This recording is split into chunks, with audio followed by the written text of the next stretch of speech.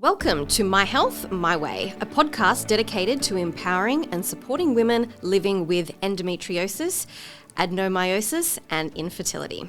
We are your hosts. I'm Alana, Marketing Business Manager, and Sarah, a functional diagnostic nutrition practitioner. We are here to bring you stories and insights from a holistic perspective. Our aim is to foster a sense of community to help you navigate the challenges and triumphs that come with these conditions. Get ready to embark on a holistic adventure with us. Welcome to My Health, My Way, where health meets functional wisdom. Welcome to another episode of the My Health, My Way podcast. Today, I am joined by Jessica Rauscher, who is a functional health practitioner and passionate about helping people heal and enjoy watching people get their hope back. She works with many groups: mold, parasites, Lyme, co-infections, autoimmune diseases, and she plays competitive cornhole. I need to ask now, what is competitive cornhole? Because I actually do not know. Some people call it bags, but basically you have the 4 bean bags that you're throwing in a board that has a hole on it, and there's points for each one you make in the board and on the board. I had no idea that was a competitive sport, but I love it. Yep. Awesome. Now, I love to start by asking, what brought you into the world of functional health? Well, it started right after my husband and I got married. I actually didn't even know that functional medicine was a group of medicine at all. So he was diagnosed with sarcoidosis, and like many, you go into the doctor's office and you're hoping that your doctor has all of the answers. And what I learned at the time is that they didn't. And basically, they told us, take this medication, it's going to cause infertility, and you'll deal with this for life. Wonderful. Right. And at that point, I thought, no, there has to be a better way. So from researching, I found functional medicine. And, my husband and I had a lot of trial and error with different practitioners. We spent thousands of dollars working with people that really weren't in the right niche that we needed. And just quite frankly, we didn't really work well together. And at one point, I just got frustrated and I said, you know what, I'm going to just start taking continuing education classes for functional medicine doctors, and I'm going to learn on my own. So I did that for 3 years, and then I got sick. Nobody could figure out what was wrong with me. All of my labs were normal for the most part, outside of anemia and cholesterol being high. And I met my practitioner, and he's actually the one that encouraged me to go to school for some type of functional health. He said, you know more than a lot of the functional medicine doctors that I work with. Why don't you do this? And I hesitated for a bit because I had a financial planning practice for 18 years. I had 700 clients, and I thought I would retire doing that. And God called me to leave it behind and become a functional health practitioner. Wow. Yep. Amazing. That's the story. Yeah. And then what did you, figure out in terms of your own health? Well, it was the short answer is that I had Lyme disease and co-infections and mold and parasites and environmental toxins. And then how did you go about, what did you do?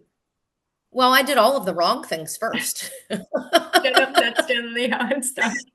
Yeah, I did all of the wrong things first, because one of the challenges that I found, even for people that come to me now, is there's so much good information out there, but good information in the wrong sequence is bad. Yes. And so I found myself being that person. I had the good information, but I didn't know the order to do things. So, eventually, we figured it out. And I could say that for the most part, I'm 90% no symptoms anymore. And, I praise God that things are going well for me now. And we're focused on my husband now, because for the first time, he's finally realizing that functional health is the way to go after 7 years. I know sometimes it takes There's hope, ladies. There's hope. I know sometimes it takes a while to get the husbands on board. I have one of those that is, yeah, always on the skeptical side, and it's taken me a long time to get him to, yes, do a stool sample for me, but we got there in the end. So let's have a look at that gut. Wow. And so what were your symptoms overall? Well, knowing what I know now, they started at a very young age. But if you would have told me when I was a teenager that I was dealing with these things, I wouldn't have been able to see it then. So I would say growing up, I probably had a mood disorder of some type. And I can't say that there would be a label on it, but I had a very hard time controlling my emotions. And, I was diagnosed with endometriosis sometime around when I was 12, 13, or 14. And, I had my journey with that, which we'll obviously talk about, but fast forward into what we're talking about here. I had chronic fatigue and brain fog. I couldn't recall my professional knowledge base when I was in financial planning meetings. And so that was a big one. I would say, I had like a deep internal skin itch. Then there was, so bad, I actually bruised my whole body before. Oh, wow. Frequent urination, dry mouth, chronic throat clearing. I could go on and on. Anxiety and depression, that I actually was on disability for 2 years because of the anxiety. Wow. That's great. And we don't have any of that anymore. No. Amazing. I love that. I know. I know. I'm very thankful because it's I know what it's like to feel like a stranger in your own body. Oh, yeah, same here. Yeah, totally. I think I still remember the day very clearly, laying on my bed. And this was in the 2 years where it got real dark and real bad. And I said to my partner, I said, there was something else inside of me that feels like is controlling everything, and I have lost complete control over how I feel. So I've had panic attacks, insomnia, and the insomnia would make anxiety worse, and vice versa. If I had anxiety, I couldn't sleep. So it was a vicious cycle, but I could control none of it. And it didn't matter what I did at that point. It was just, it felt out of control. And I was like, what is going on? Like, that's not me. That's not how I used to be. And yeah, it's like I'd lost that complete ability to calm myself, which was really, really hard, because then everyone just wants to prescribe you that pill, right? Just take that. Oh yeah. Pill. And that was really, really hard, because one part of me at one point wanted to take it because I desperately wanted relief. But my mind still was luckily healthy enough to realize that that wasn't going to fix it.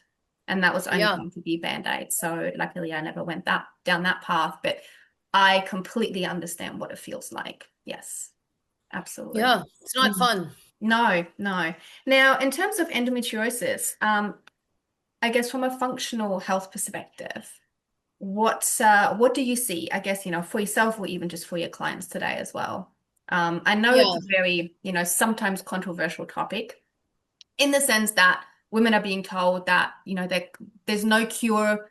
Literally, there's nothing you can do. You can take the pill or you can have surgery. That's it. Literally, this is the advice women are being given, right? There's not really anything you can do. You can just do surgery over and over again, or even to the point where they are recommended to have a hysterectomy, which we all already know that is not a cure for endometriosis. And I would argue too that it's not a cure for adenomyosis either, which is obviously, the other condition that sometimes comes with it as well. But what are you finding?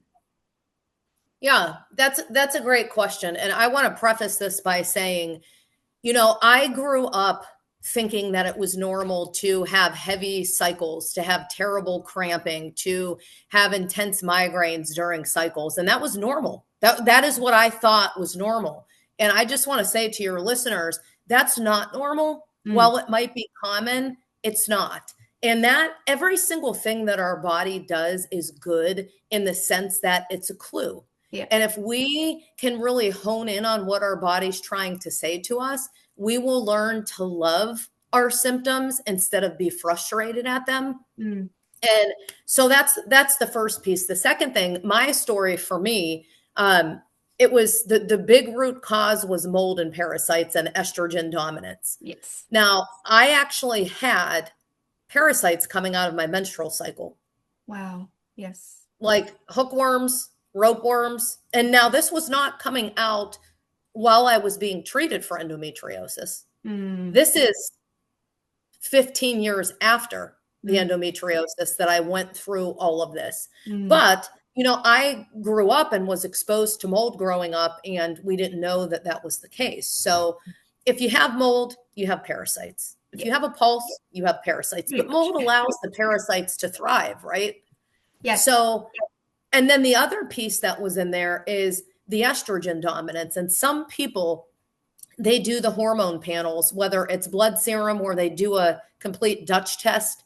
And the thing is, for me, my hormones were normal. And so what I found was, and I found this by doing the total toxic burden test, is I was actually dealing with xenoestrogens that come from the phthalates, parabens, and the stuff that we're exposed to on a daily basis that we don't even think twice about sometimes. Yeah. And you can't catch that on a blood test, right? So it was a perfect storm. And, because of all of those toxicities, that was putting a huge burden on my liver too. Yeah. And my liver couldn't even clear the used hormones. Yeah. Yeah. I have talked about this so much in the past. Is like, I see so many women believing that they're running around with too much estrogen, because basically that's what they're being told, right? Estrogen is the enemy. You need to suppress it. The many women that come to me that have taken copious amounts of DIM, where I'm like, what are you doing? So it's, and then we run the testing. Well, there's nothing wrong with your estrogen.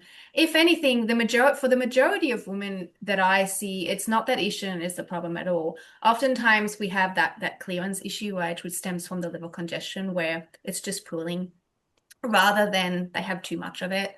And then there's that low progesterone piece, right, where estrogen is always going to be dominant if we don't have enough progesterone, if we're suppressing ovulation with the pill, all of that kind of stuff. That's really what I'm seeing. Like, I don't see the, amount of estrogen excess that women are being told they have. I don't see it. If anything, I agree. I see that the endocrine disruptors are part of that. Yeah. More than anything, it's the mold. I would say it's probably safe to say that over 90% of my clients show up with mycotoxins. Yeah. Same. So, and then that's really where those xenoestrogens are coming from, and then they wonder why nothing they're doing is working. And really that's where the problem is. And then obviously suppressing the immune system, and then things like parasites, bacteria, just they have a field day in there, right? There's nothing real that controls it. I see a lot of low stomach acid, where, chronic stress, whether it's the chronic stress or something else, medications that's lowering that, where we're just becoming this hostile host for everything to just kind of take over and thrive. And then there's something like mold and other co-infections that are suppressing the immune system. That's the perfect storm right there. And that actually can, happens quite easily and often. And I think that to a degree in the world we live today is that in a lot of ways, women are being bombarded with, I guess that, as we know, today's beauty standards, all the beauty products, the perfumes. It's like the amount of toxins and endocrine disruptors in our environment we are being bombarded with and putting on our skin that we don't even think twice about. It's a lot for the body to carry. It's a lot. Before we jump back into the second half of our show, I would like to share how you can work with Sarah. As a functional diagnostic nutrition practitioner, Sarah takes a holistic root cause approach to your well-being. Say goodbye to merely treating symptoms and hello to uncovering the root causes of your health challenges. Sarah utilizes cutting-edge functional testing to get to the heart of the matter and design a personalized plan just for you. Just remember, she's only a click away. You can connect with her on Instagram under NutriRoot_health for valuable insights, health tips, and a peek into the world of functional diagnostic nutrition. If you're more of an email person, drop her a message directly at sarah@nutriroothealth.com.au. That information will be in the show notes. Don't miss out on this opportunity to work with me, your dedicated health detective. Now let's dive back into the second half of our podcast. Stay tuned for more intriguing conversations. And It then is, and it starts the minute you wake up in the morning. Yeah. If you're not aware, right? Mm-hmm. You wake up and you wash your face, endocrine disruptor. You brush your teeth, endocrine disruptors. Plastic in the toothbrush, right?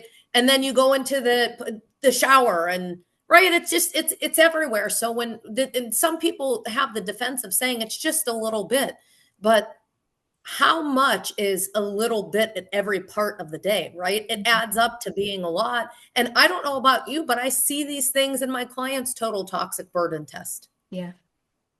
Yeah, exactly. So it's an issue. Yeah. And I guess it's these kind of tests that are never being run by, conventional doctors. They don't go down that route. So women are just as clueless and wondering, well, what's wrong with my hormones? It's like, well, there is, a thing that's called endocrine disruptors. That's probably what's wrong with them. Yeah. Well, and actually, let's talk about that for a second, because I don't know if you see this, but I know I do. Women come to me, and a lot of the times meet with people that know their body well, and they're like, Jess, something's wrong with my hormones. I know it is. And then when I dive in and I dig deeper, what I realize is there's some type of hidden stress. Sometimes we can identify the stressor, but most of the times it's hidden. Well, as you know, right, if you're in this constant state pumping out cortisol, that suppresses your body's sex hormones. Yeah. You can't be in the fight or flight and produce those hormones at the same time. And so many times the hormones are not actually the issue. Now, if they have a hysterectomy, a partial hysterectomy, different conversation. But many times it's these stressors that are actually affecting the body. And then people say hormones are the problem when really they're not the main problem. No, exactly. And I explain this to so many women that, hormones are generally those, obviously chemical messengers that upregulate and downregulate function as a result of, metabolic function within, whether that is, the nutrition, that our sleep, our stress, and everything we know about, hidden stresses. Is I feel like the hormones are that end result. And often the thing that kind of balances or changes last when we address all of these other precursors, whether that is, blood sugar balance, proper sleep, stress reduction, all that kind of stuff. I'm like, you don't need to try and convince your hormones and try and throw everything at your hormones. You need to do all of the things that help you balance the hormones, which, we can't always say this, like, we can't trick our hormones into balance. It's like we actually have to do the work for that. So, yes. Yeah. Yeah, hormones are a lot of the times the last thing to be fixed. Exactly right. Like, it's when women come to me and they just want to have the hormone testing done, right? Because they all believe it's a hormonal issue. I'm like, actually, the hormone tests are generally the ones that I leave out. Because I'm like, guess what? I can run the hormone test, right? We can do it all. We can do it all now, or we can wait a little bit for hormonal panel. But anyway, my point is that test is only going to tell us what we already know, and that is that your hormones are going to be a mess. So how about we do the other work first? Yes, absolutely. And then, the hormones will kind of follow suit. They're not really the root cause here. I find that more often is that immune dysfunction, right? And as we know, I mean, research is there in recognizing that endometriosis is more of that immune dysfunction than a hormonal issue. We do know that. It's just that I think a lot of doctors don't yet, even though we already have the studies to prove it. Yes, I agree. So I think that's where, I always make sure that, I am very vocal about that, that we need to kind of move away from it just solely being a hormonal issue and recognize the immune dysfunction and what plays into that, right? Because if there's something that's suppressing the immune system, we need to figure out what is that, which is where the silent infections always come in. And I love what you said when we were talking earlier about, that you think healing is overcomplicated. I think that sometimes when I talk to women that are, stuck in this belief, and I will say belief because at the end of the day, I think it is a belief that our body cannot heal. at all, or that, we can't overcome certain symptoms. So I'd love to talk about that a little bit, because I mean, there's always this, I'm really, really careful about the fact that it's no one's fault that we, develop certain diseases and conditions, but there's that responsibility piece, right? Where yes, we need to take care, but also there needs to be that awareness and realizing that it is possible, and that it's probably not that complicated, even though, yes, the body is complex, and it's difficult to understand certain things for anyone that, doesn't have the knowledge about the human body. But I think it is definitely possible. I do agree. Yeah, for sure. Well, I know for me, when I started researching, I got into this space of paralysis by analysis. Like I said, great information. Where do you begin? And as you know, buying all of these things and biohacks and natural things, it can get expensive, especially if you don't have a method to the madness, right? Yes. So, I think you just have to, number one, understand what you said. It starts at a belief of, can you heal? Because I actually have had several clients come to me and they told me, Jess, I have mold or Lyme or anxiety and depression. And I say, well, what did you do? They tell me their entire protocol, and I'm sitting there and I'm like, that's a great protocol.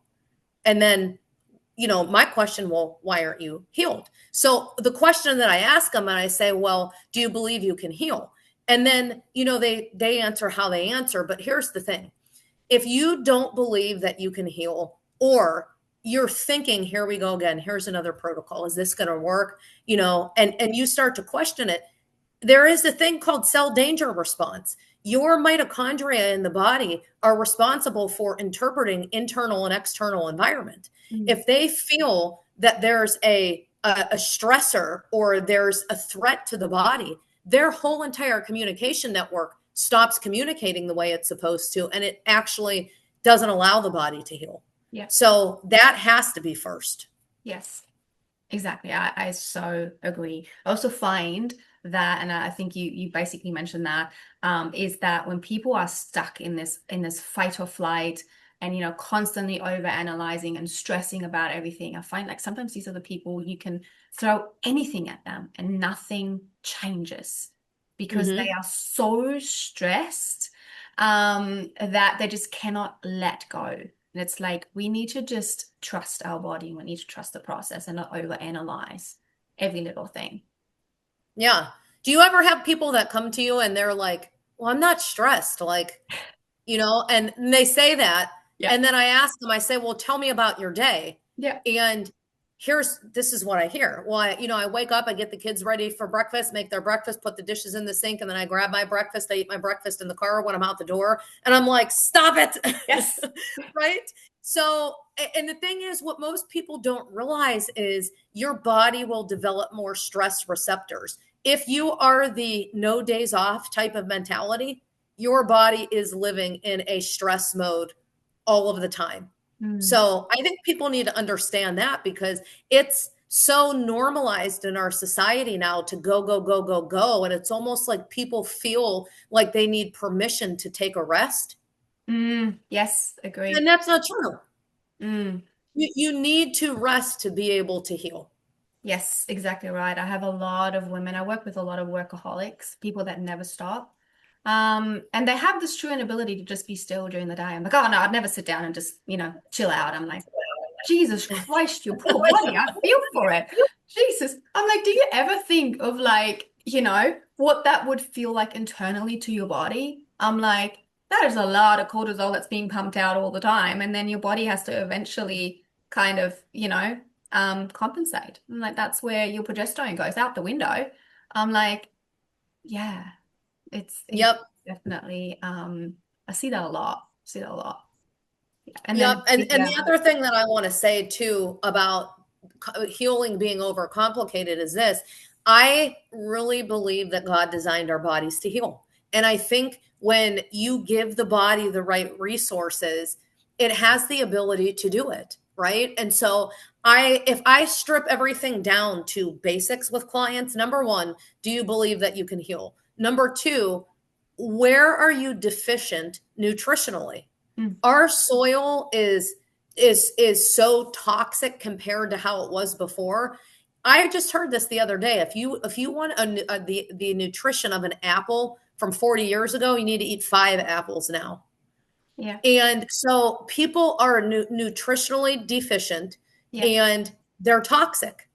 Those 3 things, and then the toxicity and the deficiencies are a vicious cycle. And so I like supporting people's body nutritionally first at a foundational level, because it's interesting to just watch. The body will prioritize what it sees as most important when you give it what it needs. Exactly right. This is exactly where I start off. So I do not start off with any type of, detoxing or addressing, most of the findings apart from where are your nutritional gaps. What do we need to, give your body to be able to, work a little bit more optimally, to increase energy so that the body actually has a little bit of energy to spend towards these stresses internally, right? Because if we're not doing that, a lot of women come to me that, oh, I've already tried, all these crazy detoxes and fasting and juicing, all these extremes, right? And I go, I don't think that is what your body's asking for. I don't think it's asking for extreme. I think it's asking for nourishment, and that looks entirely different. And so that is what I find, is that most women will go to extremes because everyone likes a quick fix, right? But I'm like, there's actually no quick fix here. There's just a lot of replenishment, really looking like where are your gaps, and this is where the testing comes in. This is not like just grabbing some random multivitamins off the shelf. And I get it. A lot of women just trying to help themselves and just try different things. And so they end up with this drawer of supplements, but they're no better. Like, because it's not what your body's asking for. Yeah, I know. I call it the supplement graveyard. One of my peer practitioners, she calls hers her supplement graveyard. I'm like, that's so true. I have about 3 of those right now. So I understand exactly what you mean. Yeah. And you know what? I want to just say this, because if there's one thing that I wish I could make people do as a practitioner, like really take handcuffs and put them on them and say, you need to do this, it would be to because I believe there can be a quick fix if the person that just has that one symptom, right? They just started getting bloated. They've been bloated for a month, or they've been getting migraines, or just dealing with anxiety, and it's a new thing. And if that person would come to people like us right away, it probably could be a quick fix, but most of the time they just go through life and it becomes normal or common to the point they don't even realize anymore that they have that symptom. It's just part of who they are. And now is where what you're talking about, that hard work that takes time, and there really truly isn't a quick fix. Exactly right. Well, generally speaking, people, when they experience these symptoms, they'll go to their doctor. Don't come to people like us. I find that it takes a lot of women, a lot of years of suffering and research to realize, oh, hold on, I think I need a different approach. And this is when we come in, right? When all of the things, they've exhausted all of the things and all of the pharmaceuticals and nothing's working, that's when unfortunately, I think we can all just hope that, the functional health space will only grow. And I think it is growing. I think there's a bit more awareness around that even in Australia. But when I started, it was definitely very, very new. And to many, it's still very new. So, and this is, I guess, also part of my reason for doing this and just talking more about it, because I think a lot of women just don't realize that there actually is another way of addressing the body as a whole, not just in parts. Yes. That's what's happening a lot, right? It's the spot fix. I agree. It probably could be an easy fix if things were addressed quickly, as they appear. But yeah, oftentimes that's obviously not what is happening. True. Thank you so much for today, Jessica. This was really, really great. Is there anything else that I guess you would say to my listeners and women with endometriosis? If there's, I guess, one thing or 2 things you could tell them to prioritize in their life right now, what would that be? Taking breaks and proper nutrition, right? And one of my favorite programs to use for nutrition, I don't know if you've heard of it, but is the 90-day Purium reset. Have you heard of that? No. Yep. So it's a 90-day program that is focused on organic, regeneratively farmed sources that's essentially flooding the body with a waterfall of bioavailable nutrients. And whether it's Purium or it's somewhere else, doing that for the body, they would be surprised at how well the body would respond. Yeah, love that. Thank you so much for sharing that. You're And welcome. thank you for joining us. And that's a wrap for today's episode. We hope you enjoyed the enlightening discussions and insights. If you're ready to take charge of your health journey and unravel the mysteries of endometriosis, adenomyosis, and infertility, don't forget to connect with Sarah on Instagram at nutriroot_health or shoot her an email at sarah@nutriroot.health.com.au. That will be in the show notes as well. Remember, your health is an ongoing journey, and I'm your detective, ready to help you crack the case. Stay tuned for more exciting episodes, and until the next time, take care of yourselves.